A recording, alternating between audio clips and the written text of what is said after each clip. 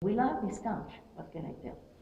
So, but I always felt that I considered myself in a way like a stranger, like I'm seeing things from outside, an immigrant.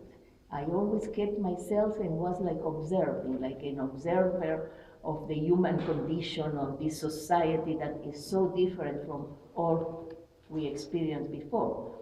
Now, coming more to my work, it has been changing. You know, I feel like a sponge in a way. I always react to what comes in different ways to me.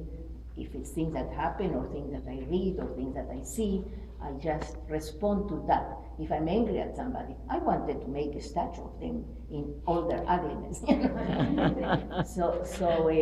For more than 20 years, for like 25 years, I did carved stone, marble, any kind of stone, and most of the works were mother and child. And this was my response, definitely, to the war in Israel, to women sending their husbands, their sons, you know, to war, and not knowing if they are going to come back. So this brought to that first kind of a response for me, mother and child. Most of the stones were mother and child. And they were also much more classical. When you start working, you want to imitate the classics because they are so gorgeous, and you feel you want to be able to do that. I have to learn. What am I? You know, they always say, oh, Picasso didn't know how to draw, Dali didn't know how to draw. So I wanted to know how to draw, how to carve stone and make a Michelangelo. So, well, the Michelangelo didn't happen, but I did come to a point where I felt I'm good, you know. I express what I want, which was all in these words about mother and child. I also guess that I was coming into America and becoming part of it. My sense of humor, in a way, came back. My need for color as a Latin American, you know, came back. I needed all that, and then I started playing with things, and that piece that you see there is probably one of the series that I did after I started to do color. So this is a series, I don't remember, like 15 works that are just like wood, and they are painting in house paint. And they all, again, the figure is always there, woman is practically always there.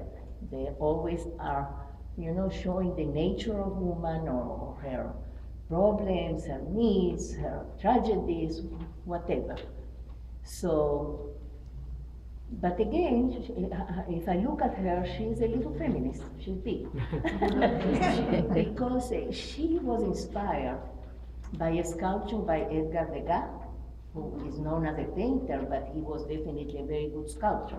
And he has a piece like this size, and it's called Ballerine, age 14, a ballerina age 14. And it's a bronze piece with a tutu. He gave her a real tutu, and she's standing like that. And to me, she's screaming, you know, I'm ugly, and my body is not the body of a ballerina, but I want to be a ballerina, and I'm going to do it. So that was my version, you know. I'm wondering how that's affected, you know, your evolution of your own philosophy of feminism and where you are now. Well, it's obvious to me that the women that started feminism were victims by feminism, victimized, you know, many never married, divorced, you know, it was a real war. And I agree with you completely that it changed very much. The needs of feminism are very different now. You are talking about other things besides respect to a woman. So I do feel, yes, indeed, that we didn't accomplish what we wanted.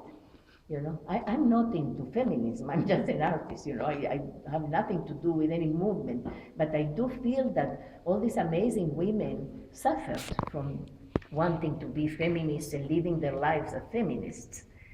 It's just that it changed and we have to adapt, but one thing is clear, that feminism is still needed. It has to change, it has to be different. We need maybe completely different weapons, in different ways to say our things so we can accomplish and fulfill our needs.